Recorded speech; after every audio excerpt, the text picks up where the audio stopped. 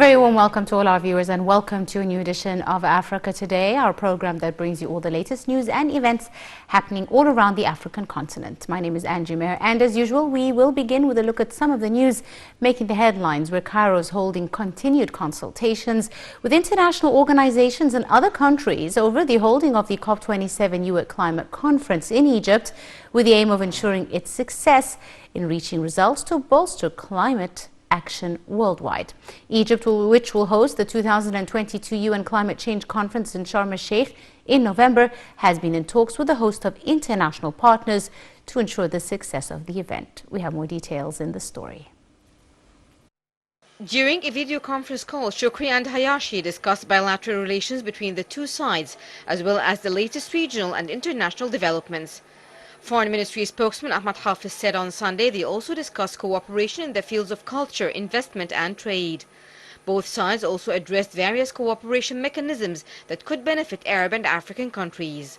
The Japanese Foreign Minister expressed his country's continued support for the activities of the Cairo International Center for Conflict Resolution, Peacekeeping and Peacebuilding (CCCPA). The Egyptian Ministry of Foreign Affairs founded the CCCPA in 1994 as an independent, non-partisan center of excellence in training, capacity building and research in the fields of conflict prevention and resolution, crisis management, peacekeeping, peace building, transnational threats, and preventing radicalization and extremism leading to terrorism. For his part, Shukri seconded praise for the center's role in promoting peace and security in the African continent. The two sides, according to the statement, agreed to enhance coordination within the framework of the Tokyo International Conference on African Development's 8th summit to be held later this year in Tunisia, noting that the summit will focus on supporting African economies in light of the various challenges they face. Cairo has vowed to speak for Africa's aspirations at the COP27 conference, which will discuss ways to support efforts to reduce carbon emissions and provide funding for developing countries to deal with the repercussions of climate change.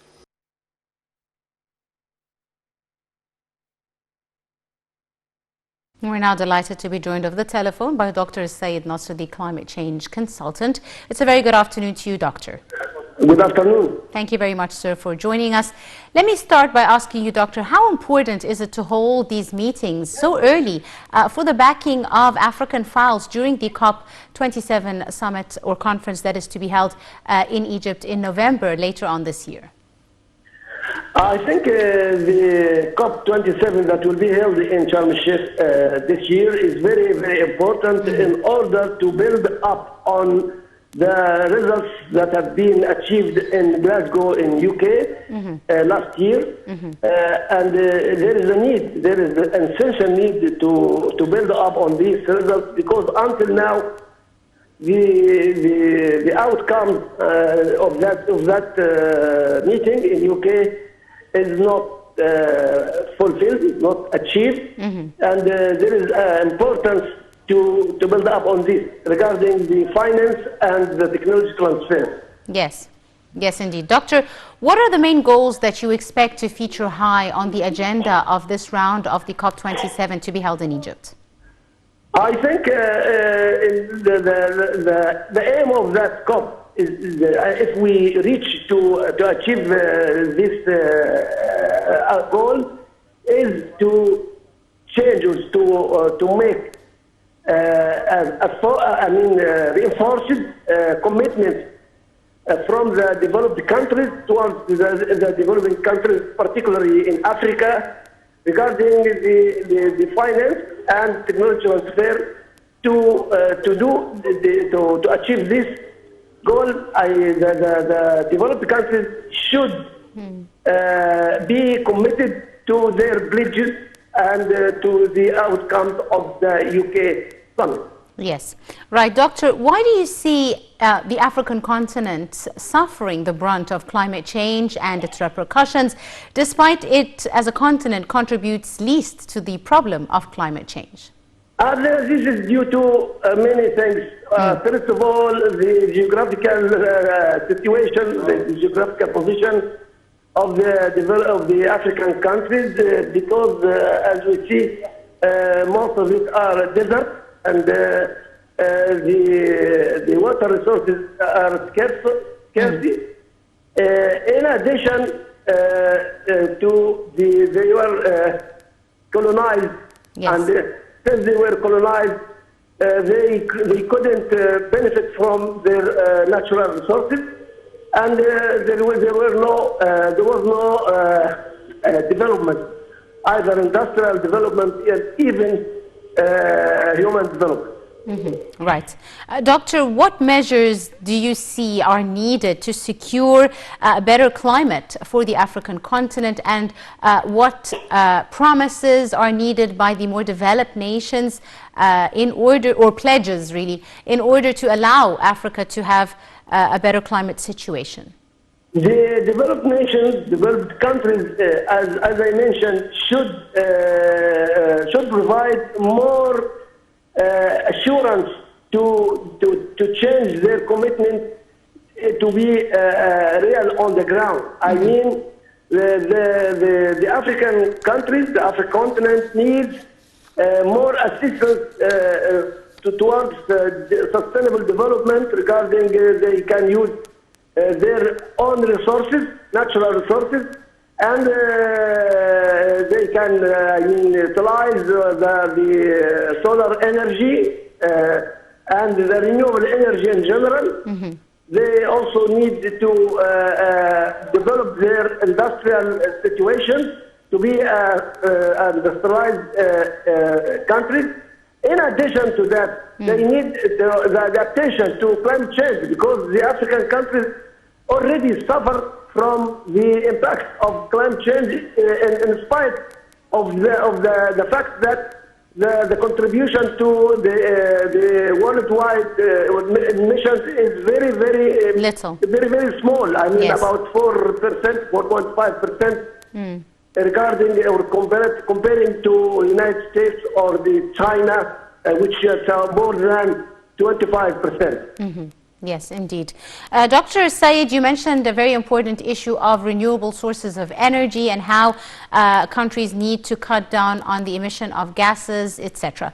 Egypt is blessed to be positioned geographically in such a manner that it benefits from many renewable sources of energy, like the sun, like the wind, hydroelectric, electricity, etc. How do you see Egypt maximizing on renewable sources of energy in order to A, increase its energy output, and B, depend less on other sources of energy that could cause pollution and contribute to the issue of climate change?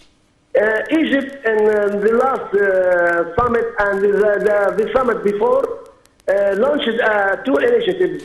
One regarding the making Africa with renewable energy, Light Africa, and the other one is the adaptation of climate change in Africa. Both initiatives is very important to be supported, and Egypt can play the role as a leader for this, because now in Egypt we are expanding in utilizing renewable energy, especially the solar energy and wind energy. And at the same time, Egypt is conducting major projects regarding the adaptation to climate change in the sector of agriculture and water resources. And in such case, Egypt can play the role of a leader, or of as an example, a good example in Africa to do this. In addition, of course, that we see Morocco and also South Africa. Right. Dr. Said, Cairo and Tokyo discussed cooperation within the framework of the Tokyo International Conference on African Development, or the TCAD 8th Conference, to be held in Tunisia, noticing that there is need to focus on supporting African economies against challenges related to climate change. How important is this, and how can African countries be supported in terms of economic support to face the issue of climate change? You mean that how to cooperate in economic cooperation? Yes, Doctor. I think Egypt, as I mentioned, could play the role as a leader, but in the same time, which is very important, is that the developed nations, the developed countries, should should do their homework. I mean, they should be committed to the pledges of the finance, Yes. and increase this finance to be sustainable, and not only once, but to be sustainable, and also the technology cooperation and technology transfer to this country and African countries, I mean, regarding the mitigation of climate change and also the adaptation to the impacts of climate change. Yes, indeed. Doctor, a final question, please. You said that these countries need to be committed to their pledges on the economic side, but how about their pledges? What mechanisms do you see can be applied to ensure that decisions made during such events as the COP summit are applied by the countries? I mean, surely the developed nations are also experiencing the effects of climate change with their disturbed weather problems, etc. How do you see them committing to the pledges of reducing emissions? I think that the important issue is to have a robust compliance mechanism. In fact, in the convention of 1992, there was only a committee of compliance. Yes. And this committee, in reality, was not effective. Was not. It didn't work. Didn't make its homework because we have seen that some of the developed countries didn't make their emission reduction, and even they didn't make the full work of their commitment and financial commitment. And in the Convention of Paris, the developed one, yes, Paris Agreement, they make what is called instead of compliance committee, compliance mechanism. So what's different?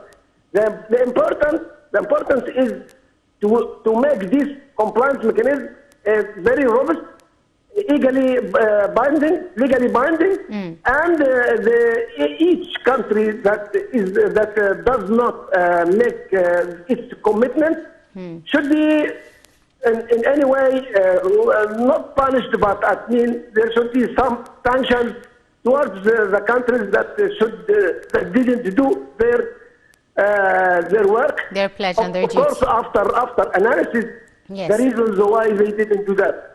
Right. I'd like to thank you very, very much. Dr. Sayed Nasr, our climate change consultant and our guest. Thank you so much, sir, for your time this afternoon. And to continue with this edition of Africa Today, more headlines making the news related this time to the coronavirus, where Africa's struggle with the coronavirus, including the lack of the COVID-19 vaccine access, was the focus of the blistering Amnesty International report that was released on Tuesday. The report by Amnesty International said that just 8% of the 1.2 billion people in Africa were vaccinated by the end of 2021. We have the details.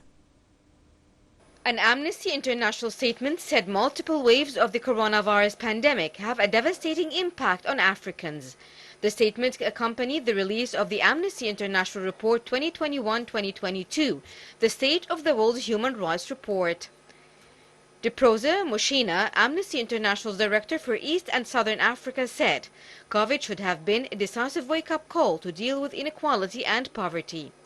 Instead, Mushina said, the pandemic drove an even deeper inequality that Amnesty says was driven by wealthy global states, colluding with corporate giants. Mushina also said, as things stand now, most African countries will take long to recover from COVID-19 due to high levels of inequality and poverty.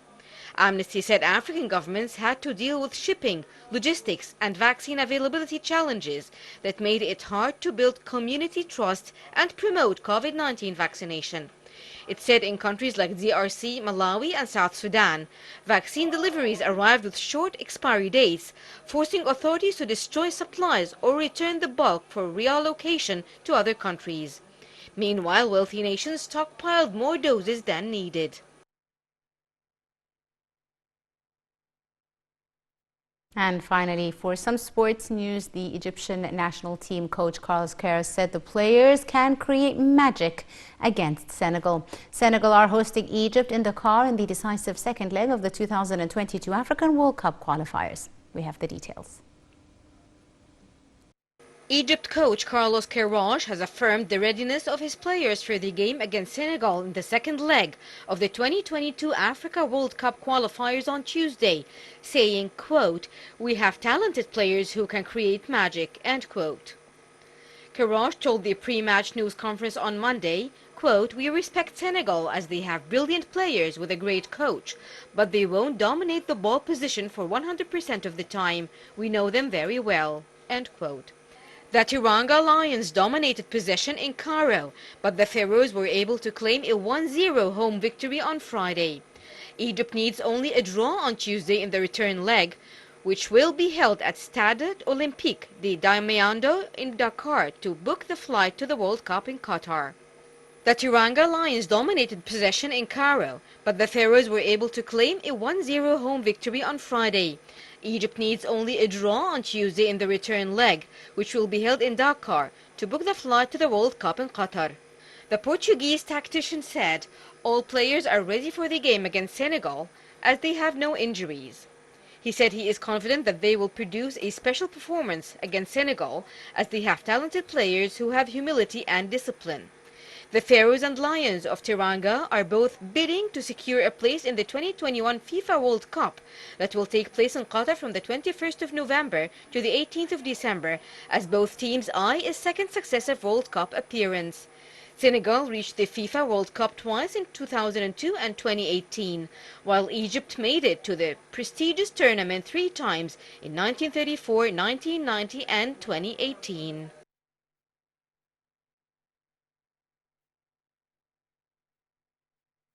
Of course, wishing the Egyptian national team all the best in their match tonight against Senegal. And that wraps up this edition of Africa Today.